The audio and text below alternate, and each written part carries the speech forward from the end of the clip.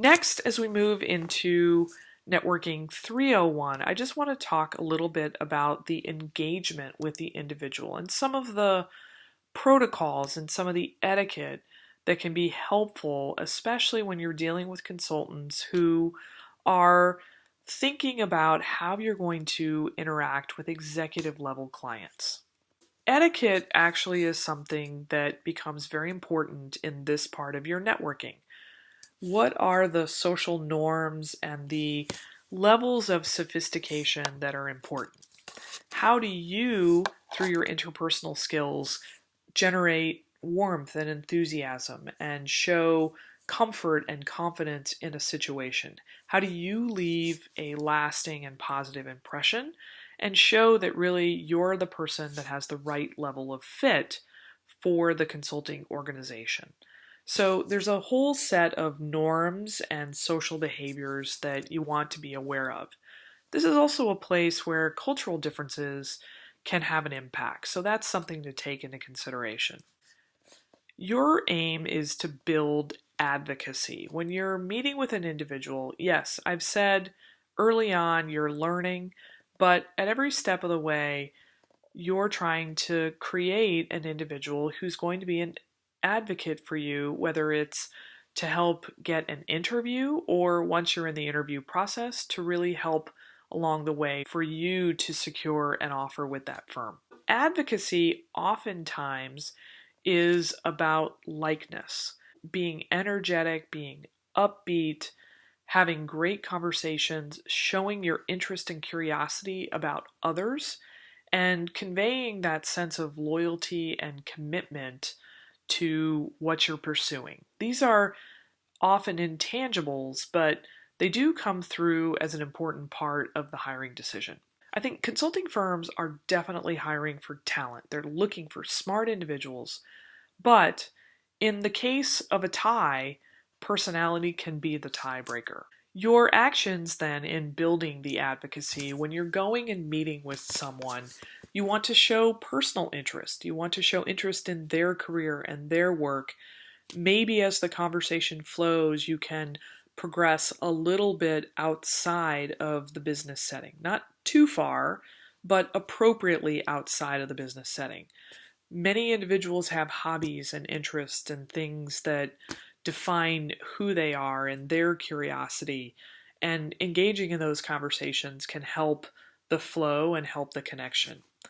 Also, you want to show that you're somebody who gives back, who has gratitude and appreciation. That is a quality that is highly valued, especially in consulting, which is a tremendously team-oriented environment. There's a lot of give and take among team members. Third, you want to showcase your ability to ask questions, and good questions, probative questions, questions that continue to advance the conversation and the dialogue. And you asking questions can actually be much more effective than you making statements and showing, in some cases, how smart you are. The ability to ask questions can actually show a level of intelligence.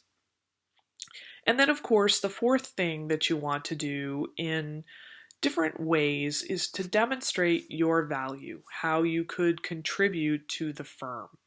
Not necessarily what's in it for you, but how you're going to come in and be an asset to that organization. Through those four things, that individual that you're meeting with, you begin to develop the relationship, and then you begin to transform them really into an advocate, someone who's pulling for you. There's a number of different things that go into the relationship building. I'm going to present them in 3 different steps. First is how you present yourself. The second is how you engage. And then the last is how you leave that lasting impression.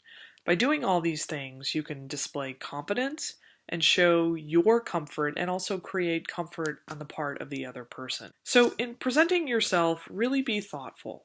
In your dress, be conservative and slightly above what you would be expected to do. So if you think the meeting is going to be business casual, you may not need to wear a tie for the men or a suit in general, but it should be something very nice and put together, pressed and polished.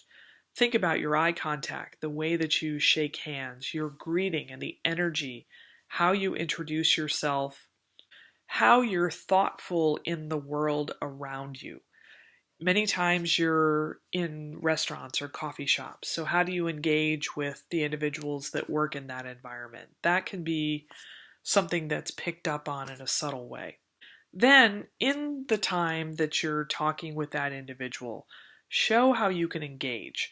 Focus your conversation on business topics and other interesting topics, travel, the global economy, comparative things, those different practices of doing business in one country versus another. Yes, of course, we try to avoid religion and politics, but you can talk about things that relate to business and get into some of perhaps the cultural differences. Obviously, don't use technology during these conversations, and in many cases, you want to put your phone on airplane mode. I hear phones buzzing in quiet rooms. Now, in a very loud coffee shop, you may not hear that sort of thing, but you're certainly not going to be using it, so in some cases, it's just best to turn it off.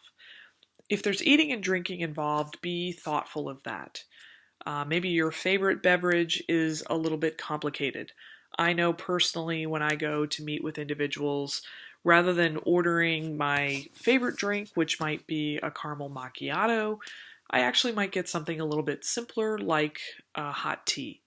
And just that little bit of thoughtfulness can form an impression with that person that you're meeting with. Have good conversation. Keep your body language, particularly the smile and the energy. And again, be thoughtful to the people that you might be engaging with around you outside that conversation. And then as you depart, leave an impression. If you've set up a meeting for a particular period of time, stop at that time. If you seem to be having a nice conversation, pause and get in some way permission from that individual to continue your conversation. But really be confident about that. And if it's in more of a group networking setting, try to excuse yourself, move on, don't linger too long. Business cards in today's environment, I think, is a very interesting topic. I was recently at a networking event and someone gave me their card, actually unsolicited. And I personally found it a little bit awkward. I didn't have anything that I could do with that card. I wasn't carrying a bag, I didn't have a pocket in my pants, and so I had to walk around holding that card. I think in this day and age, if someone asks, absolutely, give them a card. But in many cases, it can be very nice to get the name of the individual and then follow up with a LinkedIn invitation that, by the way, has a personal message in that LinkedIn invitation. Next, on the topic of paying, if you're at a lunch and you have invited someone to join you, certainly please try to pick up the check. Same goes for if you're meeting someone for coffee. Now, in many situations, if you're meeting with a consultant, they will offer to pay, and you can thank them and allow them to do so. And then just make sure you follow up with a very kind thank you. But be aware of sort of the etiquette and the protocol of that. But generally, if you extend the invitation, it would be typical that you would pay for whatever that meal or coffee might be. Obviously, follow up afterwards and send a thank you note, express your appreciation. Try to do so quickly. And then, following that conversation, if there were some action items, follow up on those action items. If the person encouraged you to speak with another individual, do that and then connect back. And then don't be afraid to follow up with that person down the road. That piece is what's often left on the table, kind of continuing the connections with individuals. Be aware of your conversation. If you meet someone for coffee and you leave and you're walking down the street and you call a friend of yours to debrief that conversation on your mobile phone, that may not be the best course of action. You just never know who's listening. So The best thing is to try to keep, especially any negative conversations, in closed quarters. Just also have that awareness. Think about the impression that you leave and what that means. You are somewhat being judged in these networking conversations. You're looked at in terms of how you would interact with members of the team, how you would present to a client, and really how do you make an individual feel? Are you credible? Are you trustworthy? Are you enjoyable? Are you energetic? Are you motivating? Those are some of the things that people will likely be looking for. As you approach each of these interactions, there's a few things that you can try to do to help with that advocacy. For every individual, when you're talking with them, try to glean some professional insights, some really important things that connect with you. Also, try to talk to that person and extract some things that are important to them. These could be interests and hobbies. These are the kind of things that you can pick up on in a conversation and talk about at some later point in time. I think it's also a nice thing in a conversation that if you come across a mutual contact, to compliment that person. Maybe you've had some interactions with the firm's recruiter. It's very nice to say that you've appreciated your conversations with so and so. Again, that just shows gratitude and respect and appreciation, and people like that. Also, in conversations, you can occasionally have these moments where there's a problem that you have a chance to solve together. Maybe the individual is talking about a client setting. You could ask some questions and say, I wonder if, or has your thinking dealt maybe in this area? And you're not doing so forcefully, but maybe by offering a couple of questions or perspectives, it might create some ideas.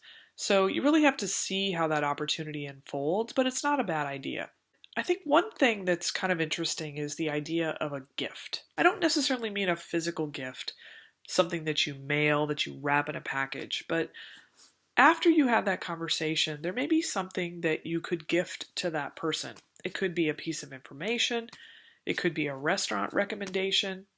Maybe they mentioned that they were going to be traveling somewhere and it's a place that you're familiar with. You could offer an activity or a restaurant. You just never know. But I think if you keep your ears very open and attuned, you just never know what opportunities to provide that gift might come about. And then for you in the conversation, you're trying to draw out what the challenges are of the business, what the firm is doing, what clients might be challenged by. That's going to be the type of thing that's going to be useful in cover letters and also in your interview preparation. In our final chapter on networking, Networking 401, I'm going to talk a little bit about staying connected. When I speak with individuals, this is one of the most common questions. I've reached out to someone, we had a really nice conversation, we seemed to really hit it off. What do I do next? Let's strategize about that a little bit and think about the follow-up that you should be planning. Remembering that networking often has multiple levels of relationships. One thing that happens in a networking conversation is that sometimes you find that there's another person that you ought to be talking to. So one way to keep in touch is to take that referral, if you will, have that conversation, and then go back and tell the person that gave you the name of that referral that you had the conversation. Thank them, tell them what that conversation yielded for you, and just tell them that you appreciate it. You can continue to touch base as you're moving through the progression of networking relationships. You're always going to be meeting new individuals.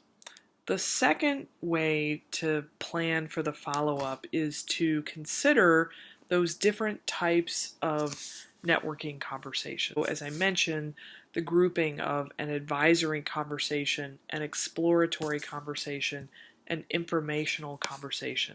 So even with one individual, you can progress your conversations as you get closer and closer to the interview time frame, your conversations can get more detailed and more broad in some ways to learn about the firm, the work in new dimensions. Finding ways to keep that progression going, it's really about understanding what you know and what are some of the new things that you want to try to understand as you get closer and closer to the interview process. Of course, one of the important aspects to progressing your networking conversations is having some type of project management system. Having a process to prioritize your contacts, keep track of them, when was the last time you talked to them, and what your next steps are, that can be very helpful. It just keeps you organized and so that you can be proactive about the next steps, the outreach that you're going to be doing beyond that first conversation. I think also it's important to understand how the timeline of interviews progresses and how the emphasis of your networking changes. One of the first things that I stated about networking is that it's really about building your knowledge. Very early on, you're heavily building your knowledge acquisition through your networking. You're not really selling yourself as much, as specifically as you should be later in the process. If we go from a timeline of a recruiting event that's very early in the process to the firm's events and maybe the things that they're doing to help prepare for interviews, your knowledge acquisition is going to slowly ramp down while that selling part is going to increase. And what I mean by selling is really conveying your interest and talking about your skill set relative to that firm. Along that timeline, finding ways to continue to stay in touch with individuals is important. How do we do this? Well, it could be things as simple as giving an update. It could be sharing that you followed up on a referral or an action item. It could be that you found an interesting article. Again, it could be something a little bit more social. Perhaps you remember that the person was having a significant family event, a birthday party, a graduation, and you wish them well. You have to do that with the right intention, but it certainly can be a way to follow up with individuals. All of this is to say you're going to be doing a lot of different activities between now and the time that you interview. And I think something to keep in perspective is that the activities that relate to research and networking and conveying your key messages, they are the bulk of what you're doing during the time leading up to interviews. There's a huge investment in these conversations and learning and preparing your messaging. And of course, when interviews come, that's when you're applying all of it. You're also then applying your case interviews. So consider how much time that you're spending and the evolution of how clear you're getting about your background and your stories, your chance to refine those, your chance to engage with the consultants from the firms up to the point of the interview, and then within a very short period of time, you have those interviews and you're able to apply all that knowledge that you gained, hopefully to a place of maximizing your success in the interview process. That's really the goal.